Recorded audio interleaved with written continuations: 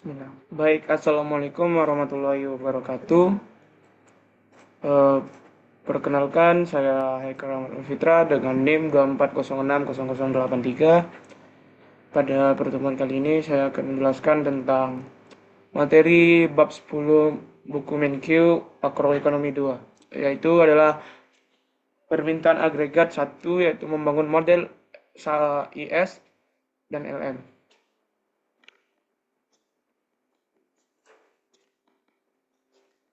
Seperti yang kita tahu, depresiasi besar atau Great Depreciation menyebabkan banyak ekonom mempertanyakan keabsahan teori ekonomi klasik dari bab 3 sampai bab 6. Mereka percaya, mereka percaya mereka perlu model baru untuk menjelaskan kemerosotan ekonomi yang dahsyat itu, dan untuk menyarankan kebijakan pemerintah yang bisa mengurangi kesulitan ekonomi yang masyarakat alami.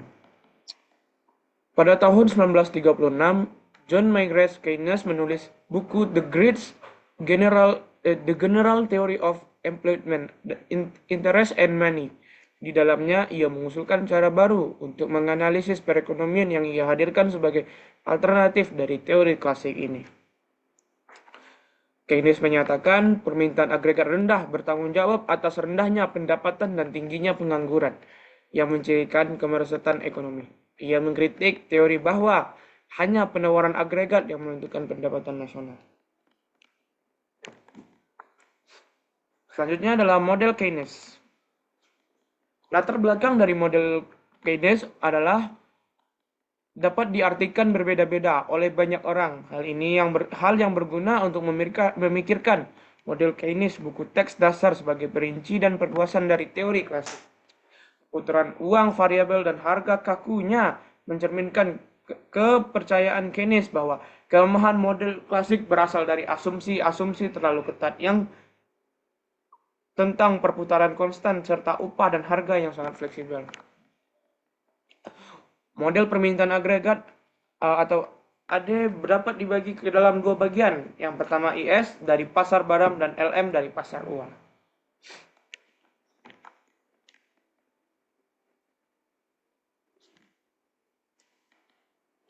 Selanjutnya, model Keynes menunjukkan apa yang menyebabkan kurva permintaan agregat bergeser. Dalam jangka pendek, ketika tingkat harga tetap, pergeseran kurva permintaan agregat mengarah pada perubahan pendapatan nasional. Model permintaan agregat yang dikembangkan oleh di bab ini disebut dengan IS dan LM, merupakan interpretasi utama dari kerjanya Keynes. Model IS dan LM mengambil tingkat harga yang ada dan menunjukkan apa yang menyebabkan pendapatan berubah. Ini menunjukkan apa yang menyebabkan AD bergeser. Seperti yang tergambar pada kurva berikut ini, yang kurvanya diawali dengan garis vertikal yang melambangkan tingkat harga dan garis horizontal yang melambangkan pendapatan output dan Y. Seperti yang kita tahu, ketika Y bintang Y berada pada titik Y bintang, maka AD berada pada titik AD biasa, dan pada saat Y bintang berada pada pangkat 1, AD berada titik P berada pada AD pangkat 1, dan seterusnya. IS dan LM, model permintaan agregat. Model IS adalah investasi dan tabungan dari pasar barang, sedangkan model MM melambangkan likuiditas dan uang dari pasar uang, pasar barang, dan kurva IS. Kurva IS adalah singkatan dari investasi dan saving atau tabungan, memplot hubungan antara tingkat bunga dan tingkat pendapatan yang muncul di pasar barang dan jasa. Sedangkan pasar uang dan kurva LM adalah kurva LM disingkatan dari likuiditas dan money atau uang, memplot hubungan antara tingkat bunga dan tingkat pendapatan yang muncul di pasar. Karena tingkat bunga yang mempengaruhi baik investasi dan permintaan uang, ia adalah variabel yang menghubungkan dua bagian model. Pertama adalah IS dan LM. Model ini menunjukkan bagaimana interaksi antara pasar-pasar ini menentukan posisi dan kemiringan kurva permintaan agregat. Dan Karenanya tingkat pendapatan nasional dalam jangka pendek.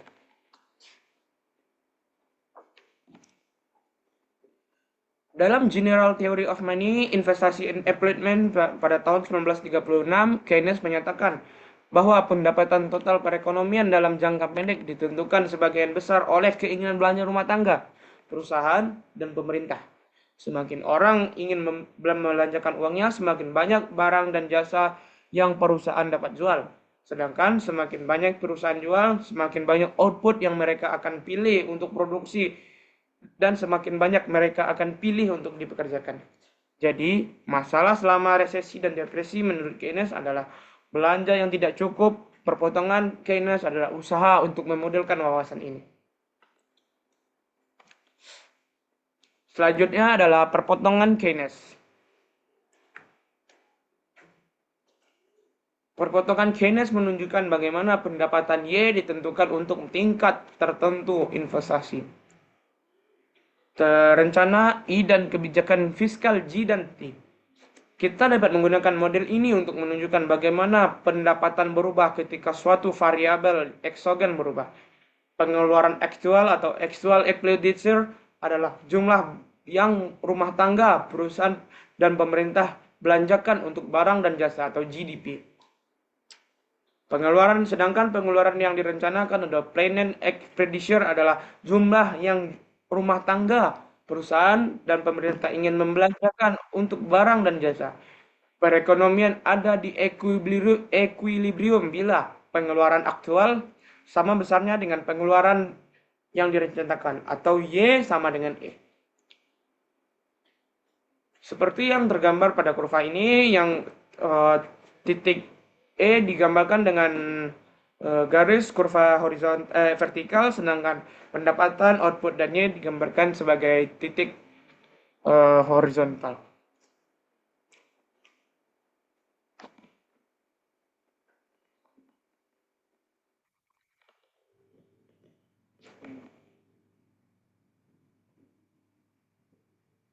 Dengan penambahan fungsi pengeluaran yang direncanakan, diagram ini menjadi perpotongan Keynes.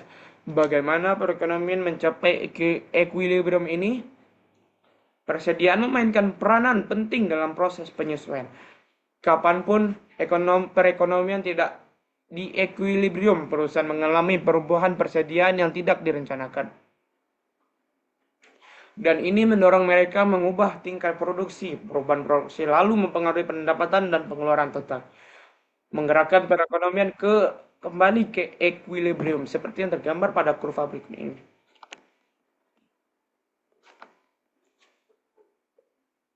Selanjutnya adalah perhatikan bagaimana perubahan belanja pemerintah mempengaruhi perekonomian.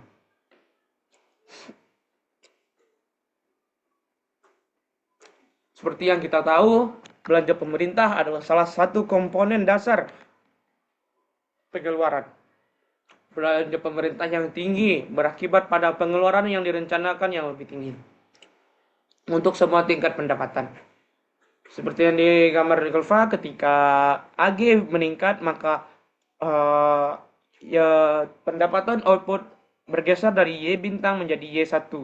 Dan pengeluaran yang direncanakan sama dengan E sama dengan C plus I plus G. Kenaikan belanja pemerintah atau delta G meningkatkan pengeluaran yang direncanakan sejumlah itu untuk semua tingkat pendapatan. Equilibrium bergerak dari titik A ke titik B dan pendapatan meningkat. Ingat bahwa kenaikan pendapatan Y melebihi kenaikan belanja pemerintah. Jadi kebijakan fiskal memiliki dampak dan pengandaan pada pendapatannya. Selanjutnya adalah kebijakan fiskal dan penggandaan. Jika belanja pemerintah naik $1, maka Anda mungkin mengira output equilibrium Y juga naik $1. Tapi tidak seperti itu. Pengandaan menunjukkan perubahan permintaan output Y akan lebih besar dari perubahan awal belanja. Mengapa? Ketika ada kenaikan belanja pemerintah, pendapatan juga meningkat sebesar belanja pemerintah. Kenaikan pendapatan akan meningkatkan konsumsi sebesar MPC kali delta G, di mana MPC adalah kecenderungan mengkonsumsi barang marginal. Kenaikan konsumsi meningkatkan pengeluaran dan pendapatan lagi. Kenaikan kedua pada pendapatan sebesar MPC dikali delta G sekali lagi meningkatkan konsumsi. Kali ini sebesar MPC dikali MPC dalam kurung MPC dikali delta G. Yang kembali meningkatkan pendapatan dan begitu seterusnya. Jadi proses penggandaan kembali meningkat. Proses penggandaan membantu menjelaskan fluktuasi permintaan output. Contohnya, jika sesuatu dalam perekonomian mengurangi belanja investasi, maka orang yang pendapatannya telah menurun akan belanja lebih sedikit, sehingga menggerakkan permintaan equilibrium semakin jauh ke bawah.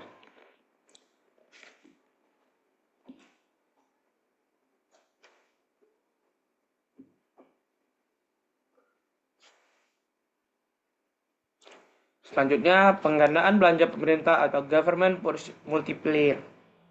Seperti yang tergambar, delta Y dibagi dengan delta G sama dengan 1 di plus MPC pangkat 2 dan plus MPC pangkat 3. Dan seterusnya. Persamaan ini juga bisa digambarkan sebagai delta Y per delta G sama dengan 1 dibagi 1 dikurang MPC.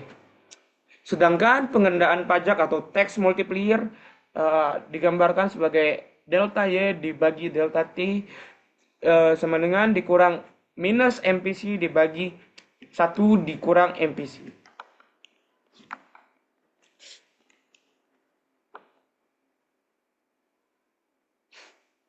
Selanjutnya, tingkat bunga investasi dan kurva IS. Kita tambahkan hubungan antara tingkat bunga dan investasi pada model kita. Menulis tingkat investasi yang direncanakan sebagai I sama dengan I dalam kurung R. Pada slide berikutnya, fungsi investasi digambarkan miring ke bawah, menunjukkan hubungan terbalik antara investasi dan tingkat bunga. Untuk menentukan bagaimana pendapatan berubah ketika tingkat bunga berubah, kita gabungkan fungsi investasi dengan diagram perpotongan Keynes. Kurva IS meringkas hubungan antara tingkat bunga dan tingkat pendapatan ini. Pada dasarnya, kurva IS menggabungkan interaksi antara I dan Y yang ditunjukkan oleh perpotongan Keynes. Karena kenaikan tingkat bunga menyebabkan investasi yang direncanakan menurun, yang lalu menyebabkan pendapatan menurun. Kurva IS melandai ke bawah.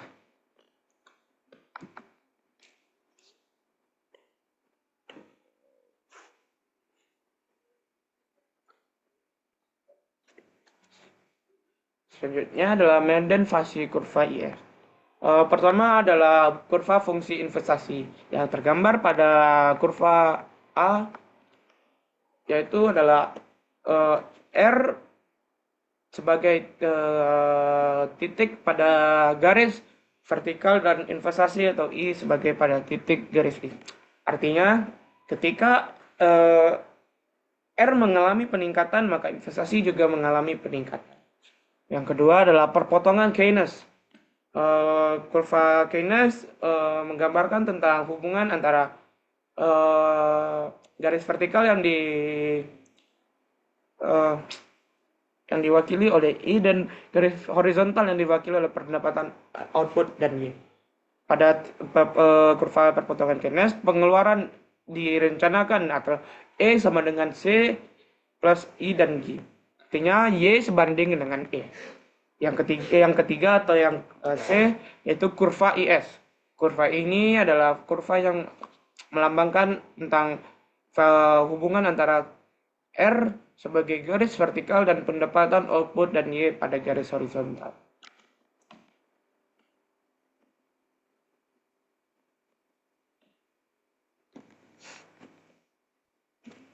Ringkasnya, kurva IS menunjukkan kombinasi tingkat bunga dan tingkat pendapatan yang konsisten dengan equilibrium pada pasar barang dan jasa. Kurva IS digambarkan untuk kebijakan fiskal tertentu. Perubahan-perubahan kebijakan fiskal yang meningkatkan permintaan barang dan jasa menggeser kurva IS ke kanan. Perubahan-perubahan fiskal yang menurunkan permintaan barang dan jasa menggeser kurva IS ke kiri.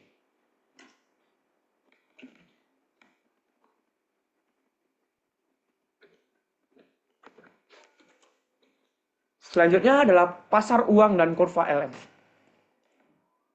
Sekarang kita telah menderivasi bagaimana IS dari bagian IS dari AD. Sekarang waktunya melengkapi model AD dengan menambahkan kurva equilibrium pasar uang atau kurva LM.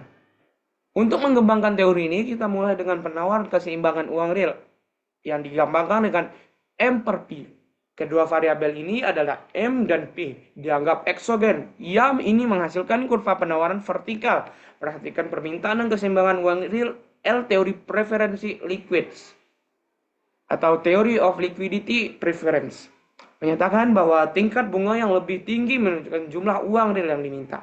Karena R adalah biaya oportunitas pemegang uang dan penawaran dan permintaan keseimbangan uang real menentukan tingkat bunga.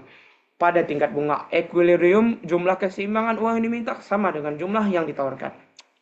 Artinya penawaran dan permintaan L sudah.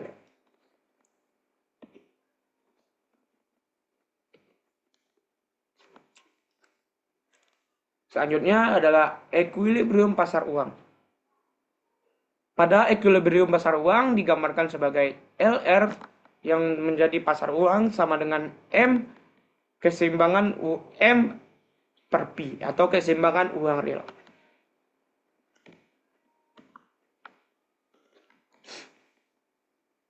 Selanjutnya adalah permintaan pasar uang. M per P pangkat D sama dengan L dalam kurung R dikali Y. Jumlah keseimbangan uang real yang diminta berbanding terbalik dengan tingkat bunga. Karena R adalah biaya oportunitas memegang uang. Dan berbanding lurus dengan pendapatan karena transaksi yang diminta.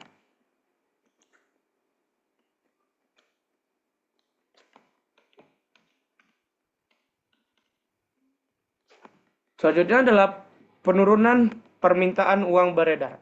Atau ke minus delta M per P. Seperti yang tergambar pada kurva ini, karena tingkat harga tetap penurunan jumlah uang beredar mengurangi penawaran keseimbangan real. Perhatikan tingkat bunga equilibrium yang naik.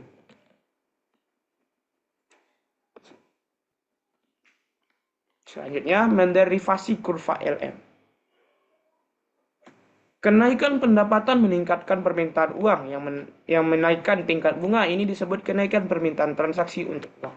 Kurva LM meringkas perubahan ini dalam equilibrium pasar uang.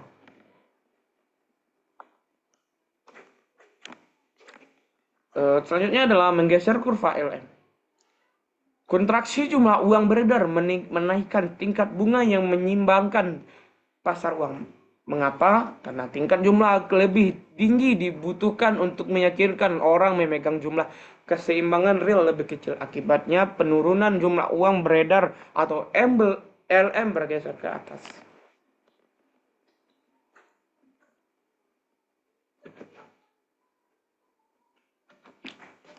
Selanjutnya adalah model IS dan LM dari AD.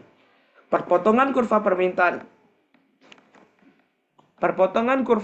persamaan IS, Y sama dengan C dalam kurung Y dikurang T sama dengan I dalam kurung R plus J. Dan kurva persamaan LM adalah M per P sama dengan L dalam kurung R dikali Y. Menentukan tingkat permintaan agregat. Perpotongan kurva IS dan LM mempresentasikan equilibrium simultan di pasar barang dan jasa dan pasar keseimbangan uang. Untuk nilai belanja pemerintah, pajak, jumlah uang beredar, dan tingkat tertentu. Selanjutnya, ada konsep-konsep penting yang dipelajari bab 10. Pertama adalah model IS-LM atau IS-LM model. Kedua adalah kurva IS atau IS curve. Yang ketiga adalah LM atau LM curve. Yang keempat adalah perpotongan Keynes atau Keynes cross. Yang kelima adalah penggandaan belanja pemerintah atau government multiplier. Dan keenam adalah penggandaan pajak atau tax multiplier. Dan ketujuh serta yang terakhir adalah teori preferensi likuiditas atau theory of liquidity preference. Dari materi yang kita pelajari, kita dapat menyimpulkan berbagai macam rangkuman.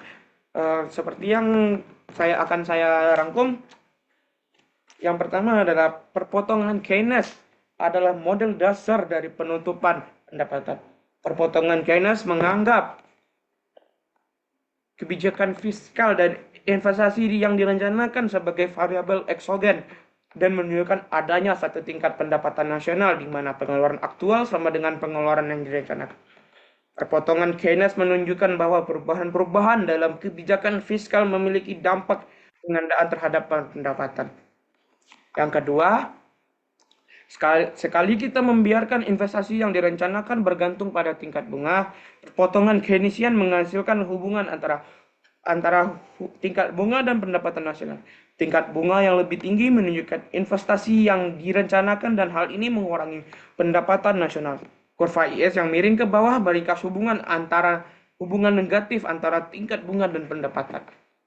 Yang ketiga adalah teori preferensi likuiditas adalah model dasar dari penentuan tingkat bunga. Teori itu menganggap jumlah uang yang beredar dan tingkat harga sebagai variabel eksogen dan yang mengasumsikan bahwa tingkat bunga disesuaikan untuk menyeimbangkan penawaran dan permintaan terhadap keseimbangan uang real.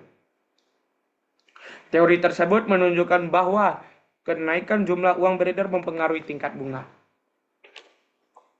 Yang keempat, sekali kita membiarkan permintaan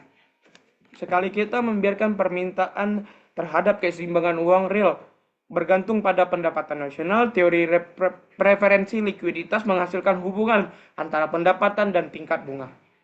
Tingkat pendapatan yang lebih tinggi meningkatkan permintaan terhadap keseimbangan uang real. Hal ini akan menaikkan tingkat bunga. Kurva LM yang miring ke atas meringkas hubungan positif antara pendapatan dan tingkat bunga. Yang kelima serta yang terakhir, model IS dan LM mengembangkan unsur-unsur perpotongan Keynesian dan unsur-unsur teori preferensi likuiditas. Kurva IS menunjukkan titik-titik yang memenuhi equilibrium di pasar barang dan kurva LM menunjukkan titik-titik yang mempengaruhi equilibrium di pasar uang. Perpotongan kurva IS dan LM tersebut menunjukkan tingkat bunga dan pendapatan yang mempengaruhi equilibrium di kedua pasar pada tingkat harga tertentu. Oh, baiklah, mungkin sekian materi yang bisa saya sampaikan pada bab 10 ini tentang permintaan agregat 1 membangun model IS dan LM. Apabila kalau saya ada salah kata dalam penyampaian dan perkataan saya mohon maaf. Saya Haikal Rahmat Fitrah. Sekian, terima kasih. Assalamualaikum warahmatullahi wabarakatuh.